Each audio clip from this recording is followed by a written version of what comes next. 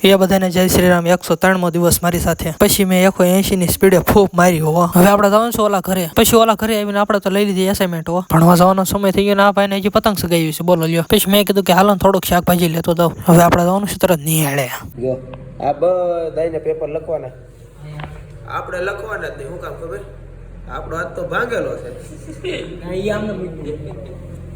આપણે તો પેપર દેન થઈ ગઈ છે રેલવે. અહીંયા તો જો ઊંટની તાકી છે ને રેલગાડી બનાવી દીધી છે. આને થોડુંક એડિટિંગ શીખવું હતું એટલે મને કે થોડુંક શીખવાડી દે ને ભાઈ. નિહાળે છે. આપણે તો આવી ગયા છીએ પાછા ઘરે. થોડીક આપણે શુગર લેવાની છે એટલે આપણે તો તરત અજાભાઈ દુકાને. ત્યાં તો આપણે 1.5 કિલો તો શુગર લઈ લીધી. ત્યાં તો આપણે અજાભાઈ રામે રામ કહી દીધા. ઘરે આવીને આપણે એન્ટ્રી મારી લેવી પણ તોય ત્યાં અમારા બાવણા બંધ કરવા જ પડે. આપણે થોડાક પડેકા લઈ આવ્યા હતા પછી આપણે તો સાપડવાનું કરી દીધા ચાલુ. આપણે તો હુઈ ગયા છીએ એટલે ભાઈ હોવા નથી. એ ભાઈ હજી તો રોંઢો છે.